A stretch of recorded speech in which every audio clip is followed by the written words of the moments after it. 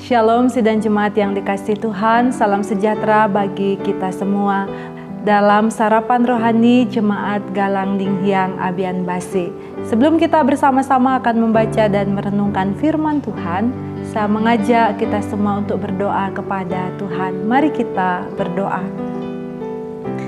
Ya Allah Bapa di surga, Bapa yang Maha Kasih, pada saat ini kami datang kepada Tuhan dalam syukur, sebab sungguh Tuhan tidak pernah meninggalkan kami dalam kehidupan kami sepanjang malam.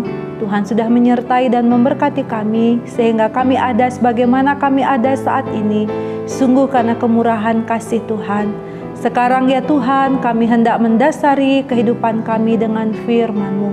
Kami mohon biarlah Tuhan berfirman atas kami sehingga kami dapat menjalani kehidupan kami dengan baik dan benar. Kami sambut firman-Mu hanya di dalam nama Tuhan Yesus Kristus. Amin. Firman Tuhan pada hari ini terdapat dalam dua bacaan. Yang pertama dalam kitab Mazmur pasal 119 ayat yang ke-67 dan yang kedua dari kitab 2 Korintus pasal yang ke-7 ayat yang ke-10. Saya membacakannya bagi kita semua. Firman Tuhan bagi kita. Sebelum aku tertindas, aku menyimpang, tetapi sekarang aku berpegang pada janji-Mu. Yang kedua, dalam 2 Korintus pasal 7 ayat 10. Sebab duka cita menurut kehendak Allah menghasilkan pertobatan yang membawa keselamatan dan yang tidak akan disesalkan. Tetapi duka cita dari dunia ini menghasilkan kematian. Demikianlah firman Tuhan pada hari ini. Berbahagia kita yang mendengar juga melakukannya dalam hidup setiap hari. Bapak Ibu sidang jemaat yang dikasihi Tuhan, saya memberikan tema atas firman Tuhan hari ini, duka cita mendatangkan sukacita. Bapak Ibu saudara yang dikasihi Tuhan, pengalaman menasehati atau menegur seseorang yang melakukan kesalahan biasanya pasti menyisakan cerita di dalam kehidupan kita. Apabila penerima nasihat yang menerima teguran atau nasihat yang kita sampaikan bisa menerima dengan rendah hati dan lapang dada nasihat yang diberikan, maka pasti akan ada damai sejahtera. Tetapi bagaimana sebaliknya Bapak Ibu Saudara? Jika orang yang diberikan nasihat yang baik atau teguran yang benar, tetapi mengeraskan hatinya, sudah bisa dibayangkan akan terjadi konflik, akan terjadi pergumulan batin yang hebat, sebab akan mendatangkan mungkin kesedihan di dalam hati kita.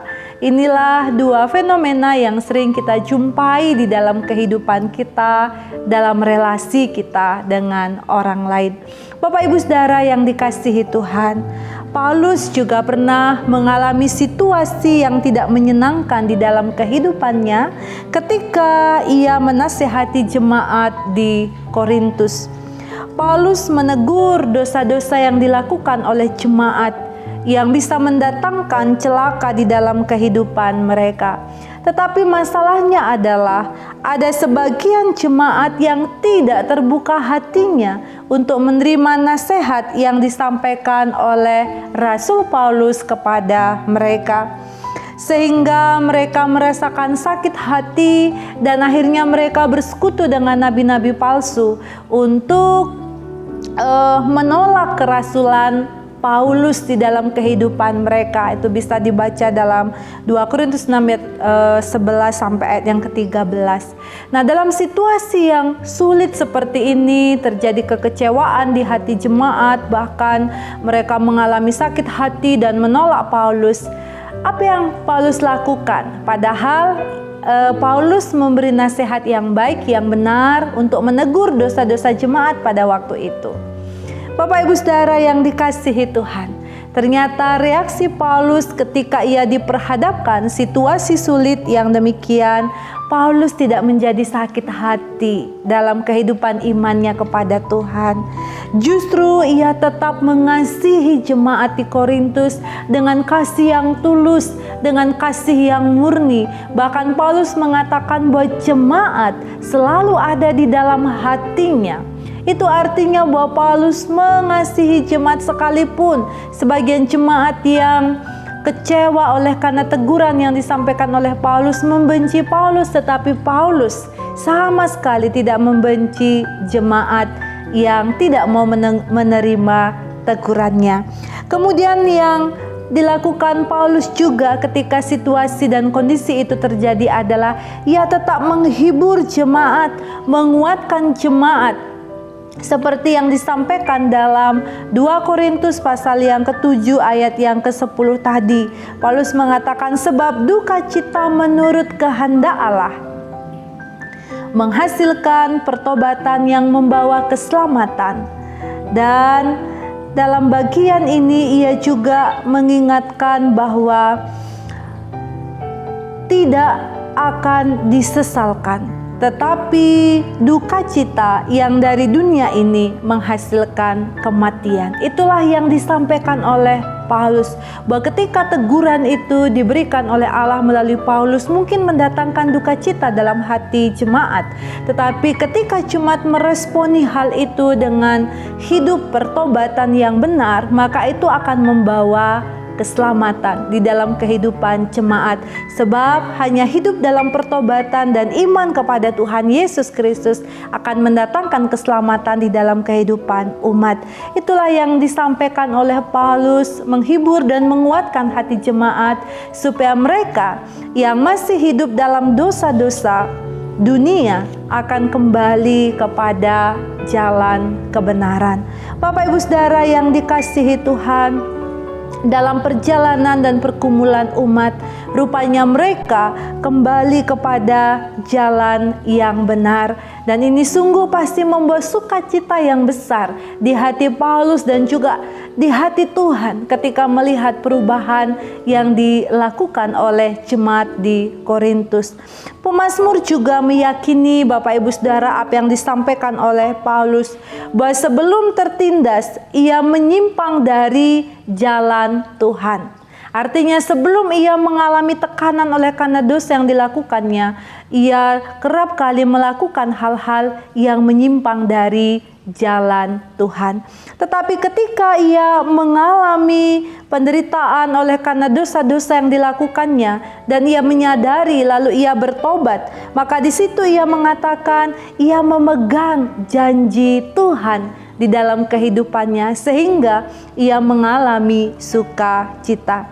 Bapak Ibu Saudara yang dikasihi Tuhan, dari kesaksian iman Rasul Paulus dalam menghadapi jemaat, dalam menasehati dan menegur dosa-dosa yang dilakukan jemaat sehingga terjadi sukacita karena pertobatan yang dilakukan oleh umat. Pun demikian dari pengalaman pemazmur bagaimana ia merasakan kasih Tuhan, bahwa ketika ia bertobat Tuhan memberikan janji pemulihan baginya dan ia memegang janji itu sehingga ia mengalami sukacita. Maka dari bagian ini kita mau diingatkan oleh firman Tuhan bahwa duka cita mendatangkan sukacita, artinya bahwa ada hal-hal yang harus kita lakukan. Yang pertama, kita harus menerima dengan lapang dada, dengan rendah hati setiap teguran atau nasihat yang akan membawa kita kepada keselamatan di dalam Tuhan Yesus Kristus. Karena kerap kali tanpa sadar atau disadari kita jatuh di dalam dosa. Ketika kita diingatkan, mari kita rendah hati untuk menerima teguran itu supaya kita kembali kepada jalan Tuhan. Yang kedua, ketika kita sudah menerima dan diberikan nasihat atau teguran dan kita menyadarinya, mari kita hidup dalam pertobatan. Mari kita hidup di dalam iman kepada Tuhan Yesus Kristus. Sebab hanya di dalam Dialah kita mendapatkan bagian, kita mendapatkan pertolongan kita. Dan dengan pertobatan dan iman kepada Tuhan Yesus Kristus, kita akan menghasilkan buah-buah yang baik dan yang benar. Yang ketiga, Bapak Ibu Saudara, apabila nasihat yang kita berikan ditolak, bahkan mendatangkan kesedihan di hati kita, janganlah kita menjadi kecewa. Mari kita belajar dari teladan Rasul Paulus. Tetaplah menunjukkan kasih dan pengampunan, sehingga yang kita nasihati akan berbalik kembali karena ia menyadari akan dosa-dosanya, dan ia akan datang kepada Tuhan, sehingga orang yang kita nasihati akan menerima anugerah keselamatan, sehingga ia bersukacita dan kita pun juga akan bersukacita menyaksikan kemurahan Allah terjadi dalam kehidupannya.